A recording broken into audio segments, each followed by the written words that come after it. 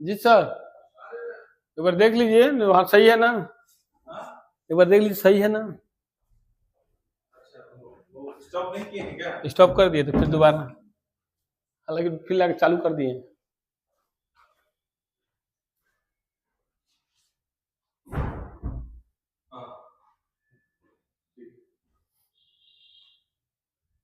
Good morning everyone, कैसे आप लोग? बढ़िया सब लोग। कल के प्रैक्टिस पे क्या हुआ आप लोग? कल का जो सेट मिला था उस पर प्रैक्टिस हुई? कुछ याद हुआ? कोई दिक्कत वाली कोई क्वेश्चन था भी नहीं उसमें? तो मुझे उम्मीद है कि सब लोग रिवीजन करके आए हैं। पूछे? अच्छा ठीक है, बहुत बढ़िया। मैं पूछूं ना पूछूं, लेकिन आप लोगों को याद करके आना, इस कॉन्फिडेंस में रहना है कि मैं पूछ सकता हूं, मैं पूछ भी सकता हूं। ठीक है, तो डेली के डेली आप लोग जो सेट दिए जा रहे हैं, जो प्रैक्टिस यहाँ कराया जा रहा है, उसको तो जरूर प्रैक्टिस करके आइए, उस सेट को जरूर दोबारा रिवाइज करके आइए। आइए आगे कि फिर हम अगला सेट देखते हैं लेखपाल के लिए। आपको बता दें कि हम लोग किसके लिए पढ़ रहे हैं? लेखपाल के लिए पढ़ रहे हैं। तो आइए अगला क्वेश्चन देखते हैं। आज का सेट का पहला क्वेश्चन आसान सा क्वेश्चन, सभी लोग सिक्सर इस पे लगाएंगे। भारतीय राष्ट्रीय कांग्रेस की स्थापना कब हुई थी? कब हुई थी? ऑप्शन है आपके पास 1885, 1905, 1919 और 1920। तो इसका सही उत्तर है 1885। एक्सप्लेनेशन देखते हैं हम लोग। भारतीय राष्ट्रीय कांग्रेस की स्थापना 28 दिसंबर 1885 को हुई थी। इसका उद्देश्य क्या था? ब्रिटिश शासन के खिलाफ भारतीयों का राजनीतिक संगठन और स्वतंत्रता आंदोलन की नींव रखना। 1885 में भारत के बौद्धिक वर्ग के लोगों ने यह निर्णय लिया कि हम लोग एक ऐसे संगठन का निर्माण करें जो क्या करे? भारतीय राष्ट्रीय आंदोलन की नींव को रखे। हम लोगों की कार्यप्रणाली कैसे हो, अंग्रेजों के ब्रिटिशर्स के खिलाफ कैसे लड़ाई लड़ना, हमें हथियार से लड़ना है, दिमाग से लड़ना है, लोगों को संगठित कैसे करना है, कैसे हम लोग देश को स्वतंत्र करा पाएंगे, लोगों को एकजुट कर पाएंगे, इसके लिए इन्होंने एक संगठन का निर्माण किया जिसका नाम भारतीय राष्ट्रीय कांग्रेस रखा गया। ये तय हुआ कि इसका अधिवेशन हर साल होगा, हर वर्ष इसका अधिवेशन मनाया जाएगा। अधिवेशन होने का एकमात्र उद्देश्य ये रहेगा कि हम लोगों ने पिछले साल से लेकर अभी तक, इस साल तक क्या क्या उपलब्धियां हासिल की है, हम लोग अपने उद्देश्य पे कितना खरे उतरे हैं, क्या हम लोगों ने लोगों को संगठित किया, क्या लोगों को जागरूक किया, आंदोलन के लिए लोग तैयार हुए, ब्रिटिश के खिलाफ हम लोग लड़ने के लिए तैयार हैं, क्या उसे हम लोग देश से बाहर भगा सकते हैं। कई ऐसे उद्देश्य थे, उसमें शिक्षा भी था, उसमें सोशल रिफॉर्म भी था, सोशल वर्क भी था। तो इस तरह की चीजों के लिए एक संगठन होना चाहिए, एक व्यवस्था होनी चाहिए। उसी संगठन का निर्माण था भारतीय राष्ट्रीय कांग्रेस, जिसकी स्थापना 1885 में 28 दिसंबर 1885 को किया गया था। ठीक है, कोई कंफ्यूजन? ठीक, गुड। आगे क्वेश्चन देखते हैं। अगला क्वेश्चन है कि भारतीय स्वतंत्रता दिवस कब मनाया जाता है? लगभग सबको पता होगा, 26 जनवरी, 15 अगस्त, 2 अक्टूबर और 30 जनवरी। तो स्वतंत्रता दिवस मनाते हैं हम लोग 15 अगस्त को और गणतंत्र दिवस मनाते हैं 26 जनवरी को। गणतंत्र दिवस के बारे में हम कल वाले सेट में हम बता भी चुके हैं, क्यों मनाया जाता है, कब मनाया जाता है और कब से यह शुरू किया गया था और 1930 से ही क्यों शुरू किया गया था। ये सारा चीजें हम आपको बता चुके हैं। 15 अगस्त को भारत अंग्रेजों से क्या हुआ? हम ब्रिटिश शासन से स्वतंत्र हो गए, मतलब हम अपना एक क्या गए, सॉवरेनिटी आ गई हमें संप्रभु देश बन गए, स्वतंत्र देश बन गए। कब? 15 अगस्त को। 15 अगस्त के बाद हमारा अपना खुद का निर्णय सर्वमान्य था, तो इसीलिए उसको स्वतंत्रता दिवस के रूप में माना जाता है, क्योंकि अब हमारे ऊपर अंग्रेजों का कोई दबाव नहीं था, हम अपने निर्णय खुद ले सकते थे। ठीक है, अगला क्वेश्चन। भारत का राष्ट्रीय पक्षी कौन सा है? भारत का राष्ट्रीय पक्षी कौन सा है? ऑप्शन है मोर, कबूतर, हंस और गरुड़। तो सही उत्तर है मोर। भारत का राष्ट्रीय पक्षी मोर है। यह सुंदरता, शान और संस्कृति का प्रतीक है। किसका? सुंदर। आप देखते होंगे जब मोर डांस करता है, नृत्य करता है, तो बहुत ही प्यारा लगता है, वैसे भी वो प्यारा लगता है। ऊपर से वो अपने शान के लिए और सांस्कृतिक प्रतीक के लिए जाना जाता है। Next question.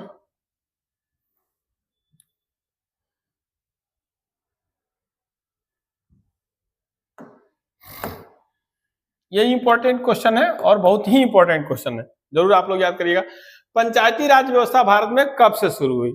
जो ये राज्य व्यवस्था आप देख रहे हैं 3 टायर व्यवस्था, पहले जैसे क्या था, तीसरे स्तर की व्यवस्था नहीं थी। पहले लोकसभा, राज्यसभा, लोकसभा, विधानसभा होते थे, ठीक है। एक क्या होता था, केंद्र में शासन होता था, एक राज्यों में शासन होता, लेकिन लोकल बॉडीज जो निचले स्तर की, जो पंचायती स्तर पर शासन था, वो पहले नहीं हुआ था।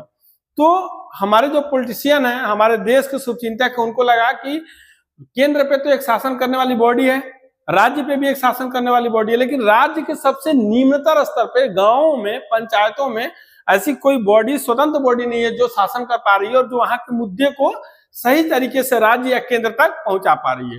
वहां के स्थानीय मुद्दे क्या है, स्थानीय समस्याएं क्या है, इससे राज्य भी अनभिज्ञ है और केंद्र तो बहुत दूर है, अनभिज्ञ है ये। तो उन मुद्दों को, उन लोगों की समस्याओं को अच्छे तरह से जानने, समझने और उसका निवारण करने के लिए एक बॉडी का निर्माण किया गया, उसी को पंचायती राज व्यवस्था कहा जाता है, पंचायती राज कहा जाता है। ये क्वेश्चन हमारा है कि पंचायती राज व्यवस्था कब से शुरू हुआ, तो हमारे पास ऑप्शन है 1947, 1950, 1992 और 1976। तो सही उत्तर है 1992। हालांकि ये लागू 1993 में हुआ था राजस्थान के नागौर जिले से, लेकिन ये 73वें संविधान संशोधन 1992 के बाद भारत में पंचायती राज व्यवस्था लागू हुआ। मतलब संविधान संशोधन किया गया, और वो कौन सा, 92 में, 73वें 73 संशोधन हुआ था 1992 में, उसी में पंचायती राज को लाया गया और लागू किया गया। इसका उद्देश्य स्थानीय शासन और ग्राम स्तर के लोकतंत्र को मजबूत करना था। ग्राम स्तर पे और स्थानीय शासन पे, स्थानीय स्तर पे हमारा लोकतंत्र और मजबूत हो, इसके लिए हमें पंचायती राज व्यवस्था लागू की गई। और ये कहाँ लागू हुआ था? राजस्थान के नागौर जिले से पहली बार, उसके बाद फिर हैदराबाद में दूसरा जगह लागू किया गया। ठीक है, आते हैं अगला क्वेश्चन है, पढ़िए। कौन पढ़ेगा? मैं ही पढ़ देता हूं। उत्तर प्रदेश का सबसे बड़ा शहर जनसंख्या के दृष्टिकोण से, हम लोग कल क्या पढ़े थे?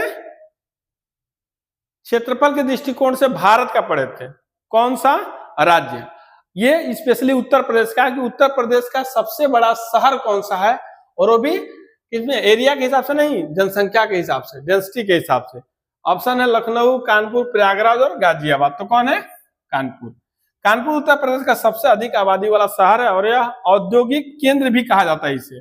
कानपुर को इंडस्ट्रियल एरिया भी कहा जाता है, इंडस्ट्रियल सेंटर भी कहा जाता है, क्योंकि यहाँ पे उद्योग धंधे बहुत अधिक स्थापित किए गए हैं। ठीक है, अगला क्वेश्चन।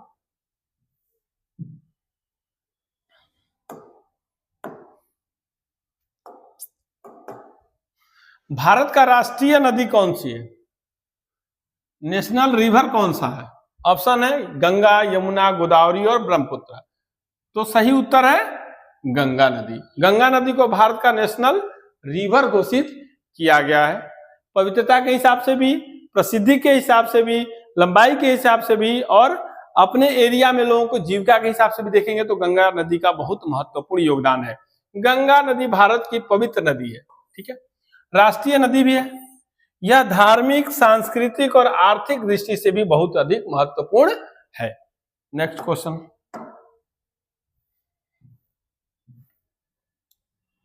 अगला क्वेश्चन है कि भारत के राष्ट्रपति का कार्यकाल कितना होता है? 4 वर्ष, 5 वर्ष, 6 वर्ष या 7 वर्ष? कोई बताएगा? हमें उम्मीद है कि सभी लोगों को लगभग पता होगा।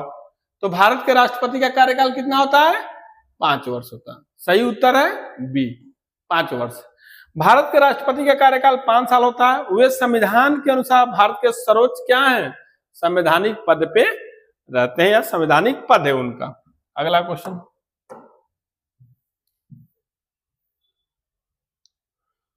अभी वर्तमान में उत्तर प्रदेश के गवर्नर कौन है?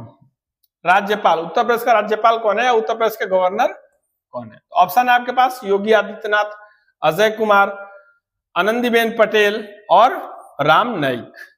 तो सही उत्तर है आनंदीबेन पटेल जी इस समय क्या है? उत्तर प्रदेश की गवर्नर हैं। उत्तर प्रदेश की वर्तमान राज्यपाल या गवर्नर आनंदीबेन पटेल जी हैं।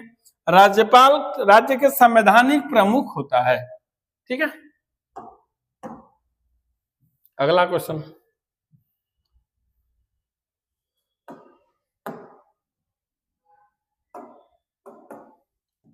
भारत का राष्ट्रीय वृक्ष कौन सा है? नेशनल ट्री कौन सा है? ऑप्शन है पीपल, नीम, बरगद और आम। तो सही उत्तर है क्या है? बरगद, मतलब सी।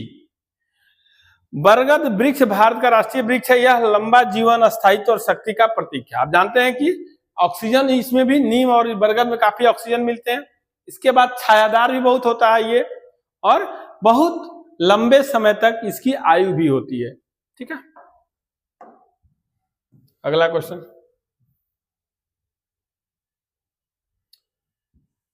अब ये क्वेश्चन है कि भारत का जो राष्ट्रीय खेल है वो क्या है? हॉकी, जिसको हम पहले बता चुके हैं। तो भारत का राष्ट्रीय खेल हॉकी को ही क्यों चुना गया? क्रिकेट को क्यों नहीं चुना गया? फुटबॉल को क्यों नहीं चुना गया? वॉलीबॉल क्यों नहीं? बास्केटबॉल, कबड्डी को क्यों नहीं चुना गया? तो अब ऑप्शन क्या है? क्वेश्चन था कि भारत का राष्ट्रीय खेल हॉकी क्यों चुना गया। आपके पास ऑप्शन है ओलंपिक में भारत ने हॉकी पदक जीता था इसलिए, क्रिकेट की लोकप्रियता के कारण, यह सिर्फ खेल का नाम है, या किसी कारण से नहीं। तो इसका लेकिन सही उत्तर क्या है? ओलंपिक में भारत ने हॉकी पदक जीते थे इसलिए। तो उत्तर आपका ये हो जाएगा। ठीक है, अब इसका एक्सपेंशन देख लीजिए। भारत ने हॉकी में अंतरराष्ट्रीय स्तर पर कई पदक जीते, इसीलिए इसे राष्ट्रीय खेल घोषित किया गया। सही है, इसीलिए इसे क्या किया गया? राष्ट्रीय खेल घोषित किया गया। ठीक है, तो आज इतना ही। ये सेट भी आप लोग याद करके आएंगे, कल हम इसको सुनेंगे। एक दो दिन हम ऐसे छूट दे रहे हैं, लेकिन हमारा नेचर छूट देने का वैसे है नहीं। अभी शुरुआत क्लासेस हैं, कुछ सेट ही आप लोगों के पास गया है। जिस दिन मूड सटकेगा उस दिन 4, 5, 10 सेट जो भी हैं उठा के पूछ लेंगे, और नहीं अगर आप लोग बता पाए तो अगले दिन क्लास भी बंद कर देंगे। तो भैया बार बार रिक्वेस्ट मैं इसीलिए कर रहा हूं कि आप लोग जो सेट दिया जा रहा है उस सेट को घर पे लगा लीजिए, उसको अच्छे से रिवाइज कर लीजिए, याद कर लीजिए, लिख लीजिए। एन केन प्राकरण किसी भी तरह हमें वो क्वेश्चन याद होने चाहिए। तो आज इतना ही, कल फिर हम लोग नए क्वेश्चन के साथ आप लोगों के साथ मिलेंगे, नए क्वेश्चन को लेके आएंगे, और अच्छे अच्छे क्वेश्चन और आसान और टफ क्वेश्चन दोनों लेके आएंगे। तो आज के लिए इतना ही, धन्यवाद, नमस्कार, आपका दिन शुभ हो, गुड डे।